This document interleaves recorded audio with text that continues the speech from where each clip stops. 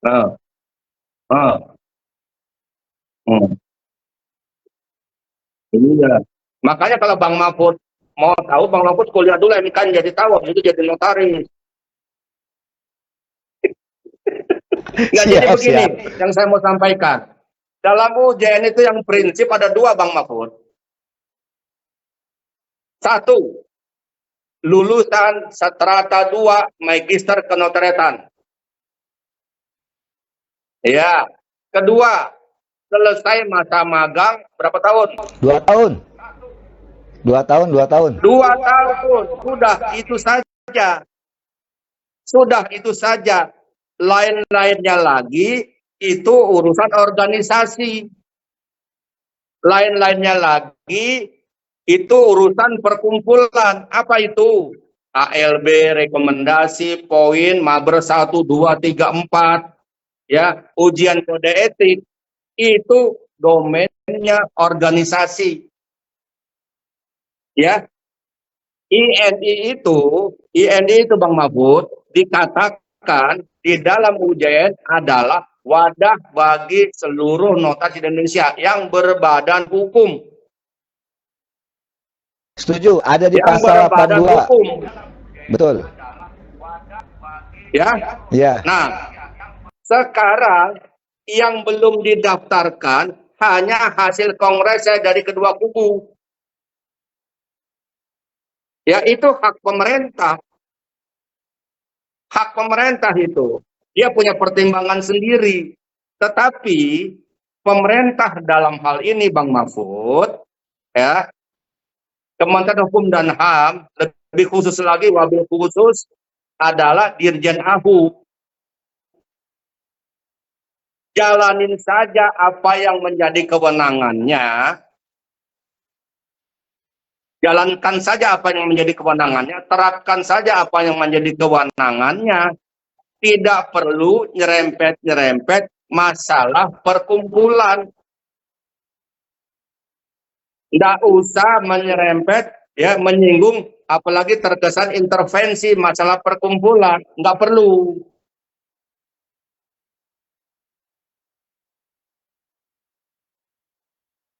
Ya, Bang Tapi kan, Mahfud. sorry.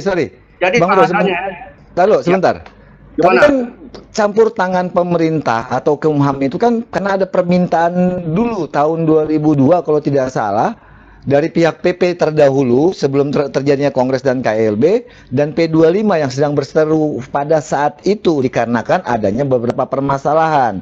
Meminta Kumham sebagai penengah itu bagaimana? Kan yang meminta mereka. Iya, begini Bang Mahfud kalau soal itu. Waktu berjalan, pemerintahan berganti, menurut saya kualitas kementerian Kumham dulu dengan Dirjen AHU dulu berbeda dengan kualitas kementerian Kumham dan Dirjen AHU yang sekarang. Kalau dulu Bang Mahfud, menterinya peduli terhadap INI. Menterinya peduli terhadap INI. Ini saya melihat kementerian sekarang khususnya Dirjen AHU nih ya, baru ada 2 kepengurusan di level BP, kok bingung. Harusnya menteri yang sekarang atau Dirjen AHU yang sekarang belajar dari menteri yang dulu, yang menterinya Bapak Amir Samsudin. Iya, iya. Ini baru 2 orang, baru 2 kubu. Dulu 7. Kok bingung? Ya kemana aja dia. Nah, berkenan dengan hal tersebut Bang Mahfud, ya sekali lagi saya mau sampaikan bahwa kalau Kementerian Hukum dan HAM dalam hal ini Dirjen AHU menerapkan syarat-syarat terhadap pengangkatan notaris atau notaris pindah atau notaris perpanjangan masa jabatan, silakan saja terapkan. Dan Oke. saya menyarankan karena saya juga kebenaran akademisi, silakan ikutin apa yang diterapkan oleh pemerintah. Ikutin. Ya, tetapi satu sekali lagi, pemerintah cukup jalankan saja apa yang menjadi kewenangannya, ya. Jangan intervensi ke dalam perkumpulan.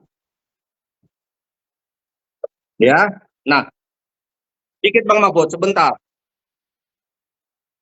Harus sekali-sekali ngelihat ke belakang itu perlu Bang Mahfud.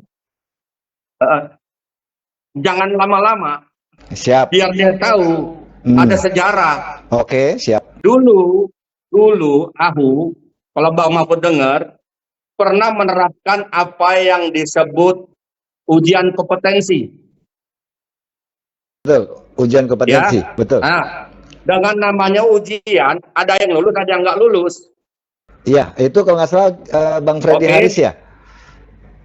Ya, itu sekitar 2000 berapa ya? 2016, 2016-an. Ujian kompetensi, ada yang lulus, ada yang nggak lulus. Ya, kemudian karena itu tidak diatur dalam UU JS, UJS kan undang-undang. Di bawah undang-undang itu kan banyak peraturan-peraturan lain, itu peraturan lebih rendah. Sehingga dilakukan judicial review oleh calon-calon notaris, akhirnya dikabulkan permohonannya pemohon dan dibatalkan syarat itu. Betul, betul sekali. Satu. Yang kedua, Bang Mahfud pernah dengar baru kemarin-kemarin ini PPKJN. Betul, pernah. Itu yang menggugat kalau nggak salah ALB. Iya, pendidikan peningkatan kualitas jabatan notaris kalau nggak salah itu ya. Nah, itu juga kan dijadikan syarat. Ya itu urusan pemerintah, tetapi pemerintah lupa. Itu tidak diatur dalam undang-undang untuk seorang menjadi notaris. Ya, dilakukan upaya hukum lagi dan dibatalkan lagi. Nah, terkait dengan surat edaran Dirjen, ya, lanjut. yang terbaru, ya, saya komennya begini Bang Mahfud. Ya. Mau jadi yang ketiga, gagal lagi. Hah? Digugat lagi ya? Mau jadi yang ketiga, gagal lagi.